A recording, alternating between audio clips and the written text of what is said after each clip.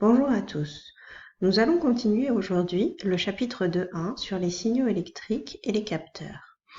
Nous allons plus particulièrement nous intéresser aux lois de l'électricité. On va commencer par le circuit en série et on va regarder l'intensité. Dans un circuit en série comme celui-ci, l'intensité du courant est la même en tout point du circuit, que l'on regarde entre P et A ou entre la résistance et la lampe, ou encore entre la lampe et la pile, l'intensité aura partout la même valeur. Passons maintenant à la tension.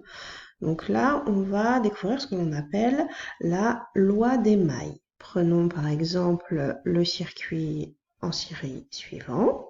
La loi des mailles nous dit que dans une maille, la somme des tensions aux bornes des dipôles est nulle. Ici, on a donc UAP plus UBA plus UNB plus UPN qui est égal à 0 volts. Il faut faire attention au sens des flèches lorsqu'on applique la loi des mailles. Il faut que toutes les flèches des tensions soient dans le même sens pour pouvoir avoir une somme qui est égale à 0.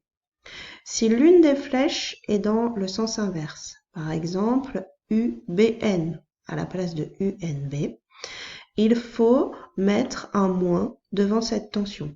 On a donc UAP plus UBA moins UBN plus UPN qui est égal à 0 volts. On a également la tension aux bornes d'un fil qui est égale à 0, qui est nulle.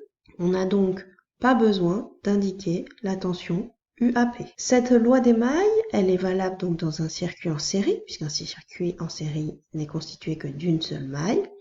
On va également pouvoir l'appliquer dans un circuit en dérivation en s'intéressant à une maille du circuit en dérivation. On va donc maintenant passer à ce fameux circuit en dérivation et on va commencer par s'intéresser à l'intensité en découvrant la loi des nœuds.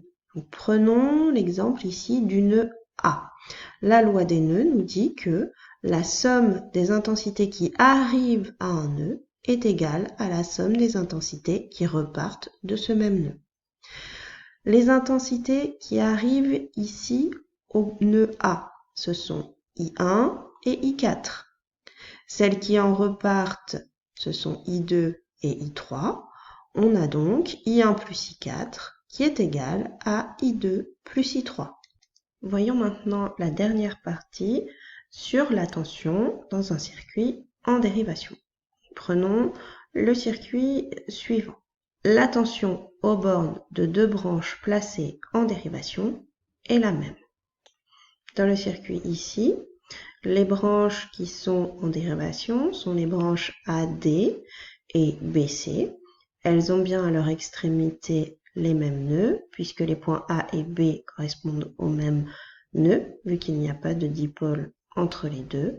Et c'est pareil pour les points D et C. On a également la branche PD qui est en parallèle de ces deux premières branches.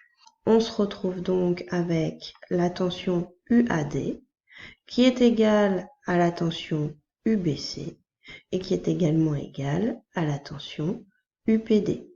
Je vous disais plus tôt dans cette capsule que l'on pouvait également appliquer la loi des mailles dans un circuit en dérivation. On va donc l'appliquer ici et plus particulièrement dans la maille PADNP. On a donc dans cette maille la tension UPN plus la tension UDA plus la tension UND qui est égale à 0 volts.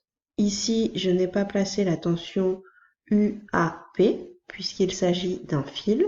Cette tension est donc nulle. Voilà, c'est tout pour aujourd'hui. Merci et à bientôt.